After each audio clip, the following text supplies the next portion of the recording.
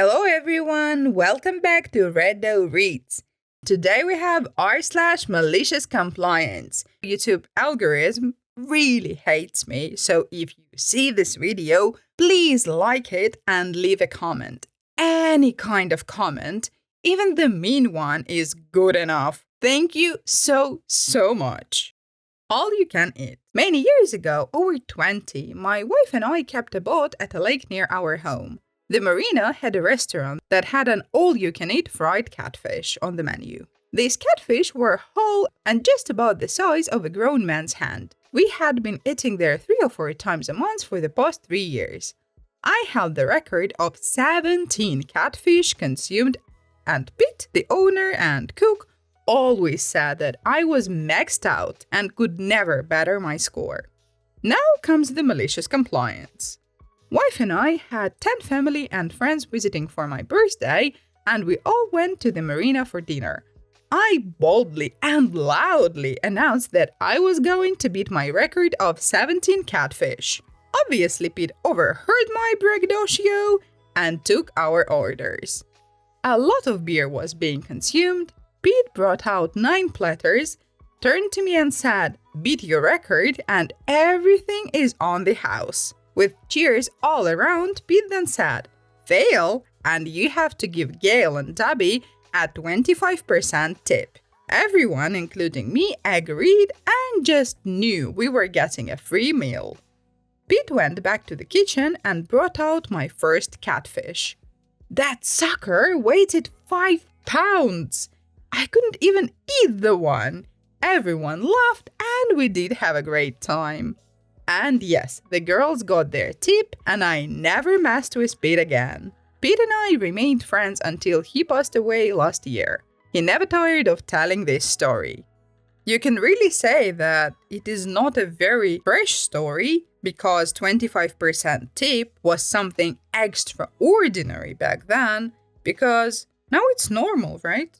But again, I live in Finland and there are no tips here. So American people, let me know in the comments, what is the normal tipping amount?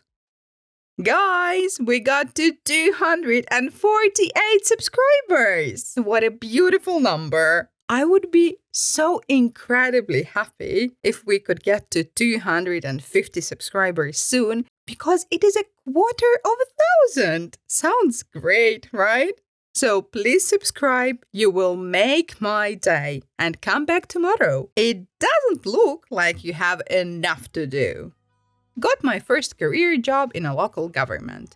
Keeping tabs on its real estate and the legal documents related to said real estate. I'm wet behind the ears, my first 40-hour per work career job. This was a time when multitasking was a huge buzzword in business, and it seemed every single job I applied for required someone with good multitasking skills. I thought it was bullcrap. I worked best when only working on one task at a time and managing my workload via a daily time allotment schedule. That is, I would schedule my work in 15-minute lumps when I got in the morning and work on those tasks. That way, I never missed a deadline or had a project fall behind the cracks. For example, some tasks got slotted 2 hours, some whole days, some just 15 minutes. I loved to keep my desk clean. All tasks that appeared in my physical inbox were sorted and prioritized. The paperwork was then filed, and the task scheduled for later that day or later in the week depending on how urgent it was. Consequently, my desk was always empty, save one folder and a few maps related to the folder.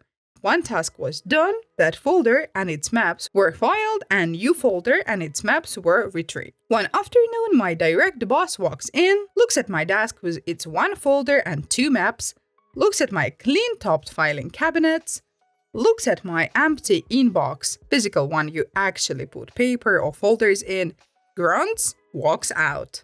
20 minutes later, my boss strides back into my office, drops 18 inches of folders and papers onto my inbox. States proudly and firmly, "OP, it doesn't look like you have enough to do. This should keep you busy." He smiled and strutted back to his cluttered office. It was busy work. 3 weeks of mind-numbing paperwork. Nothing outside of my work description. Just more like duplicate files, old contracts, unorganized paperwork, and outdated maps. And dealing with the dump's aftermath, I learned my lesson. While doing my actual job was important, it was equally important that hard work appeared to be happening, so I could do my actual job. I started saving old files, old maps, and old legal documents. I rebound up papers that normally would have been recycled into legitimate-looking folders. I transformed my office into a duplicate of my boss's chaotic file and paper hexscape. My inbox always had papers and folders in it. Height and number would change daily, never empty.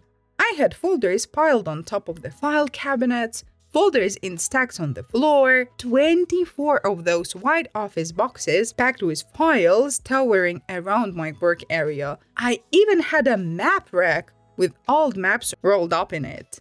My office looked utterly cluttered. I even took to walking everywhere with a steno pad, a file folder, and sometimes a map under my arm. Didn't matter where. Getting coffee? File and pad. Pooping? File and pad. Pointless meeting? Pad, 2 files. Actually necessary and productive meeting? Relevant file, relevant map, and a pad. Every morning, right after scheduling my real work, I would shuffle the fake folders and paper around my desk and work area. Move the boxes about every 2 weeks. But in all that visual chaos, I kept one area of my desk clean, where the real work happened. One day, my boss peeked into my office, the door bumping into a stack of 3 full white boxes played behind it, preventing it from fully opening. A single file fell off the top, spilling its guts all over the floor. He looked around, paused at a mess he just made, then said, sorry about that. What are you working on? I rattled off 3 of the highest priority properties on the current week's schedule and the tasks for each. Alright, I'll give this to someone else, and walked on down the hall. I had already completed those tasks. Oh gosh darn, how stupid it sounds! Why not just check performance on the worker? I guess it is that kind of manager who really likes to micromanage everyone and everything all the time. Sprained ankle? Boss wanted a doctor's note to pay 1 day of sick time. Now he's paying a week. I twisted and sprained my ankle Monday morning picking up our camp from Labor Day weekend. Having done this a few times in the past, I didn't want to bother to have it checked out. Who wants to pay $1,000 for urgent care to tell you to just rest and ice it? Yay, America. So I went to work Tuesday. I got morning stuff done and explained the situation to my boss. Told him I'd need to take the day because it was swollen and painful and I needed to rest and be off of it in order for it to heal. He gets in a tizzy because, God forbid anyone needs to miss work for anything at all, ever, and snaps at me for not planning to go to the doctor. Wednesday, I go into work, still limping and still wearing improper footwear. I can only fit the injured foot into a crock without unbearable pain. The first thing the boss says is, "Don't you think you should get that checked out? I don't understand why you don't want to just pay for it." I explain again that I have had this injury in the past, it's definitely not broken, and honestly not even as swollen as it has been when I've done it before. I want to be at work to keep up on things and make everyone's job less difficult.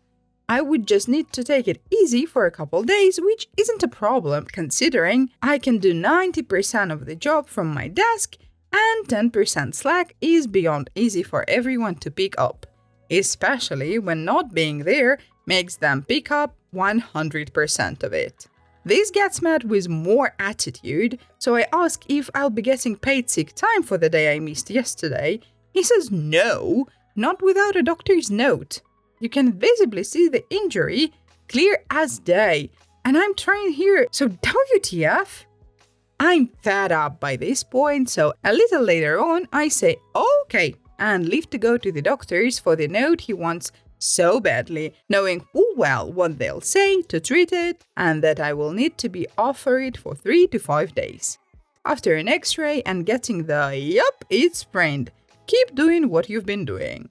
I let them know my boss asked for a note for missing a day of work to rest it. Doc asked if I want to be at work to do what I can and stay off of it as best as possible. I said that's what I've been trying to do, so I'm fine with that. I do have sick time if it would be more beneficial to be off of it for a couple days. She comes back with a note that I may return to work on Monday. I took a picture and shot it over to boss man. Just the photo. He replies with, "What's wrong with ankle?" Which I met with no response, considering none is needed. He got his note. I just wanted a day of sick time. 8 hours. Now he's paying me 4 days. 32 hours. He cannot refuse a second of it. The story is good, but my god, 1,000 buckaroonies to get your ankle checked? Wow.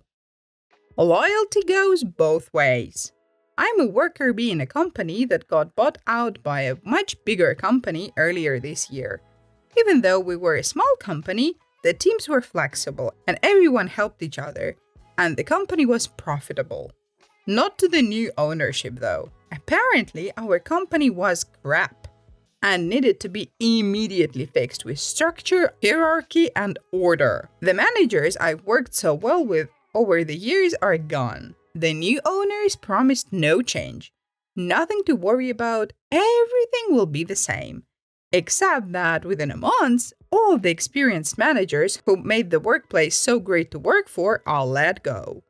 What is worse, they've been replaced by emotionless walking husks resembling ghosts, with hammers as their only tool, and we're all nails. Never mind the incessant preaching of company spirit and loyalty and respect and company values, we all mourn at these pep talks. We all yawn at the town halls, then the less subtle threats. Oh, you're not team player if you don't do X, Y, and Z.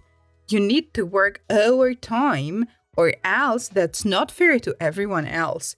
You're living on time again? The culture certainly has changed. For one, I didn't even dare to take off early to pick up my kids from school anymore.